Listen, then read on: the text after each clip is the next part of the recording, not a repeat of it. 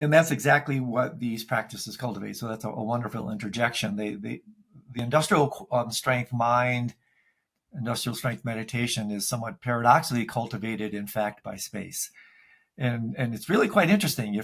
If you were to just do a brief experiment, you put your hand up in front of you, move it back and forth between in the physical space in front of you.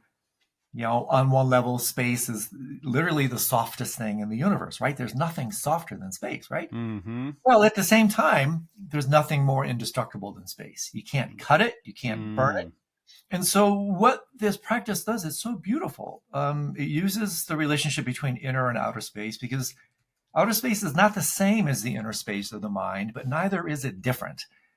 And somewhere in there is the truth. And so these practices help you develop a more spacious, accommodating, receptive relationship to the contents of your mind and experience by increasing your capacity to contain your experience, to receive it, and to hold it properly.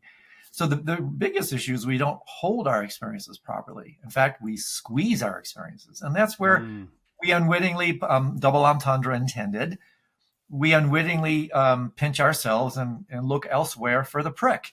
Well, we're the prick. We're the ones that are always pinching and pricking ourselves. And so it results in this magnificent statement allegedly attributed to Krishnamurti, which you may have heard, the great theosophist sage who taught for some 70 years. And towards the end of his long life, he was asked, what's the secret to your unflappable contentment? Yes. Remember, you've heard this. What did he say? I don't mind what happens. And so this is the formal practice of I don't mind what happens, because that's a wonderful rhetorical exhortation. But how do you practice that? Well, the reverse meditations are the practice of I don't mind what happens. And so you do it in the controlled laboratory of your meditation, in these completely granted, artificially contrived situations. And then I think because of the intensity, the applicability, these things rapidly translate into your life. And I also want to interject at the outset that I'm not an armchair dilettante here. I'm a retired dental surgeon.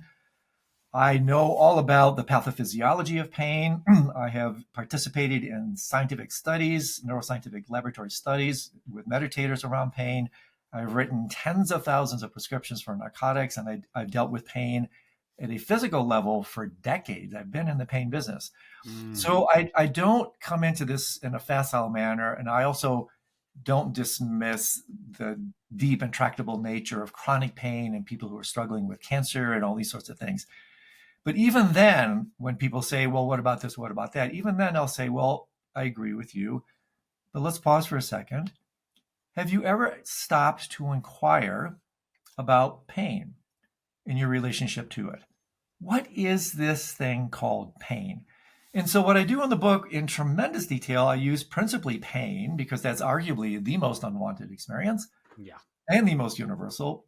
I basically invite people to look at this equation that I came up with that I think is kind of cool, probably more applicable than E equals MC squared. And this is S equals P times R.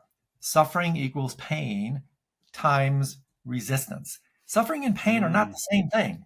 Pain is just an inevitable lifetime companion. And so if you do a little mathematics, very simple, you get rid of the resistance. What happens? You drop the suffering. What are you left with? You're left with this thing called pain. So these practices deconstruct suffering, because suffering is what's called an adventitious defilement. It's a construct. You can absolutely deconstruct suffering back into pain. And then you can even take pain itself and deconstruct it back into what it truly is, which is simply raw, intense sensory awareness.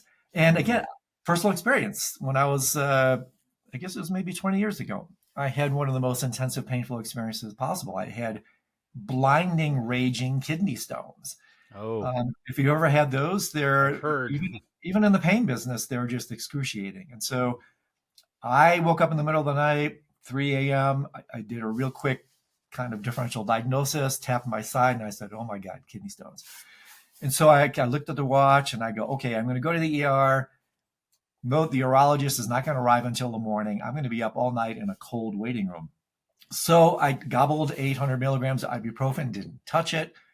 Went downstairs in my little shrine room kind of thing. I lay down underneath, lit some candles, lay down, and basically practiced what I've been preaching. I engaged in these practices. And then I can, again, guide our listeners through this, fundamentally was able to relate to this blinding pain in a profoundly new way. And I can't say what happened, what I was left with when I did this deconstruction process felt good.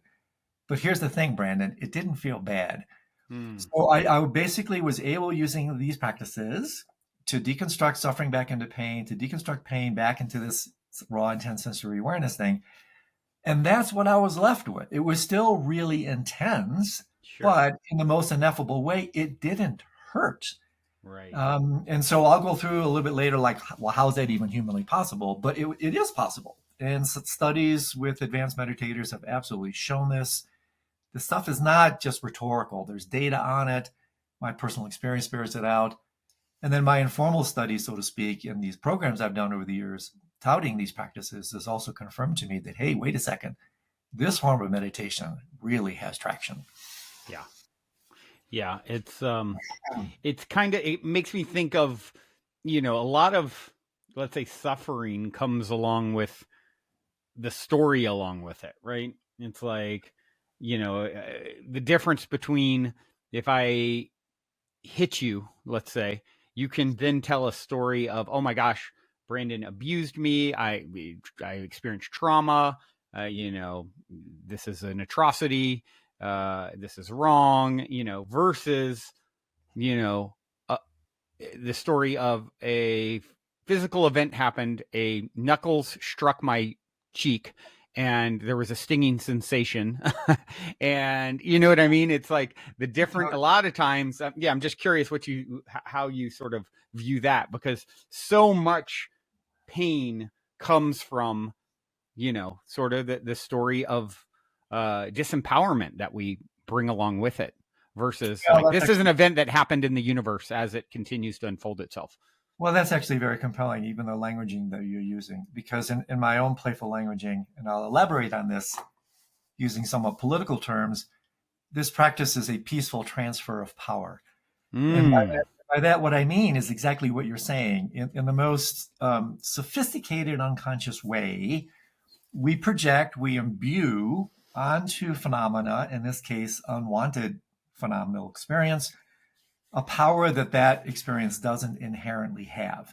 Yes. And so then what happens is that power then comes back in direct proportion to how much, in fact, we project onto it to hurt us. It's like throwing out, we're throwing out these cognitive, affective boomerangs every time we take a particular experience and we solidify it. The word is reify it. We make it so much more solid and real than it actually is. So when I talked earlier about this notion of deconstructing pain back into suffering, etc., in technical speak, that's called the process of de-reification.